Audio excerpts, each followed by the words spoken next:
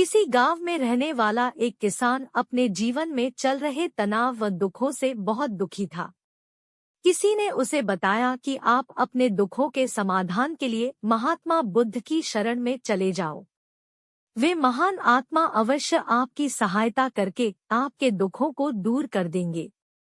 यह सुनकर वह किसान अगले दिन महात्मा बुद्ध के पास चला गया। वह गौतम बुद्ध के पास पहुंचा और कहने लगा, हे महात्मा, मैं एक किसान हूँ और मैं अपनी जीविका चलाने के लिए खेती-बाड़ी करता हूँ। लेकिन कई बार वर्षा न होने से फसल सूखे की भेंट चढ़ जाती है। किसान ने आगे कहा कि मैं एक विवाहित पुरुष हूँ।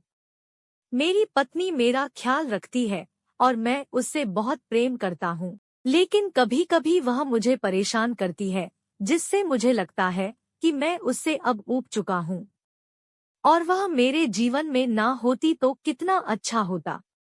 बच्चे अच्छे हैं, लेकिन कभी-कभी जब वह मेरा कहना नहीं मानते तो उस समय मुझे क्रोध आता है और सोचने लग जाता हूँ कि जैसे यह मेरे बच्चे हो ही ना।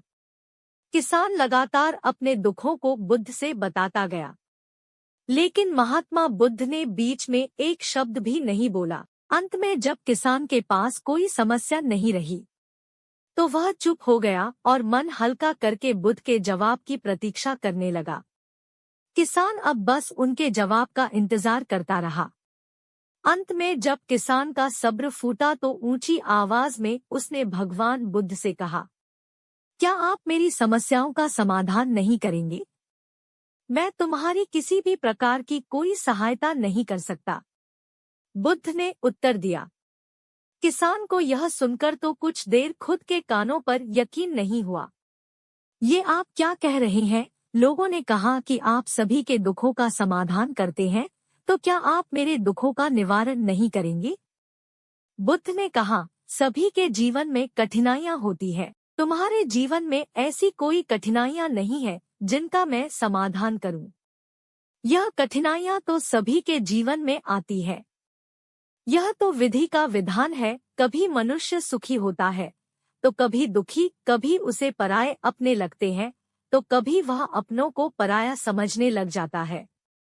यह जीवन चक्र है जिससे कोई नहीं निकल सकता।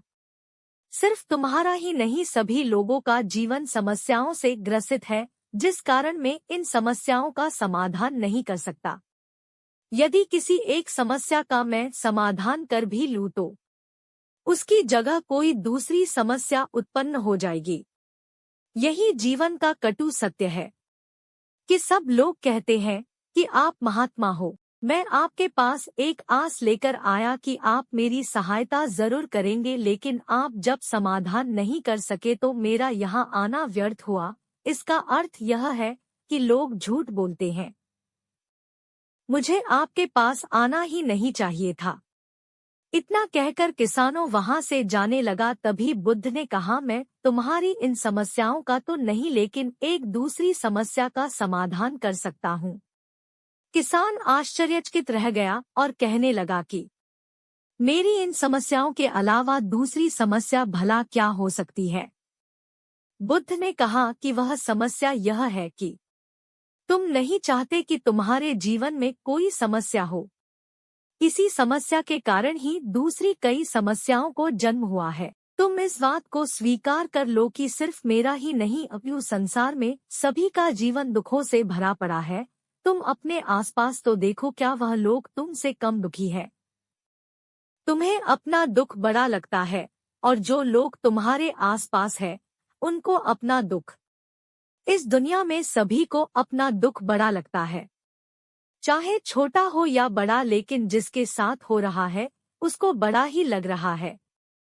यदि तुम ध्यानपूर्वक देखोगे तो यह जीवन सुख दुख से भरा हुआ है। इसको तुम कभी नहीं बदल सकते हो, लेकिन तुम सुख दुख से अवश्य ऊपर उठ सकते हो। यह तुम्हारे लिए संभव है।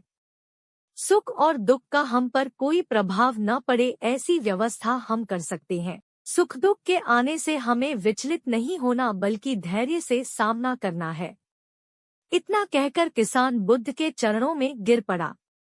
यह प्रकृति का नियम है दोस्तों। जिसमें परिवर्तन होता रहता है।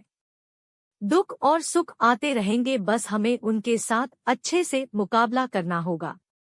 सुख के आने पर हमें अति उत्साह नहीं होना चाहिए और दुख के आने पर हमें डटकर मुकाबला करना चाहिए।